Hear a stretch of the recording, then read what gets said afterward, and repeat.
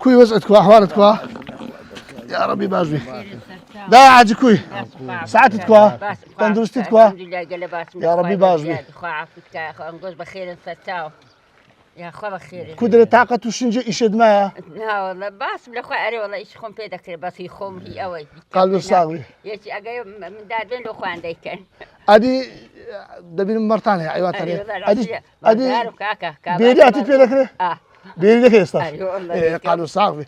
ما دام بيري تبي بكرة إيش عندك خردة ديكم قالوا صاغي خوز بخوايا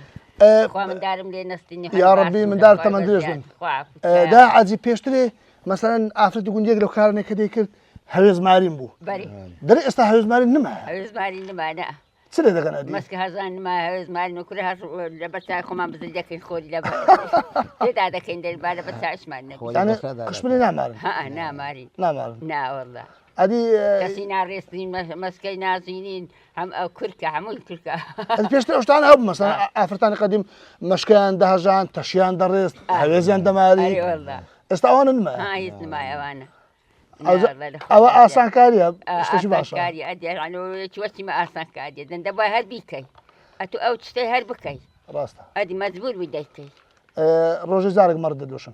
روزيك ده زمان بيسان روزي دو زار بو اري بخوار استالو يك شير كم ترى يعني لا والله وش هي انت ما تسمع نافرة هذا اسمع دوسي الحين ما ده كمان فلوس في شيء هل يقدر شيء دوسي أو طاقتي شيء هي هالنا شو وقتك ده دوشن نيورانا الحين نيورانا أنا هيني حسران زمان دوسي أيوان دبا شان خد بس الحسران بيته وماري لو مردوسيني باس دو عم بيلقو أو زمان باس دو قال باسو هنتندو باسو تصدق بلا ماستي مثلا بانير ميرا بانير مكرديا ميرا مكرديا كندا آمان هنا مسكة ما كرديا كندا ما كرديا درس ما كرديا بنا بيستا أنا ما نحمو كرديا بس هي زمنا كرديا قد هي زمنا كرديا أتو تستوي ذكرة يعني والله من هيك مبينا لا ما ردانش لا والله تقاعد مالكو قلت مالي كوالو خونا وندا إسراحات كان جوا معاك خوي زبين مانجا خوي يقول الشفاء ده ترى داجو أري والله بخوي تلم دارزو بربو مو هرديرا السلام عليكم ليرة بيستان دكان بيستان ديمي لا بيستان دكان أنا عارف ده بيستان لو خير يبقى بارز بو فخري أو يجمع قوال ماركة كايناخ دا عادي ما دام يشكلوا خيري بيتن إن شاء الله خوي يقول باداش تداتوا إن شاء الله هردك تان تمن دريج دبن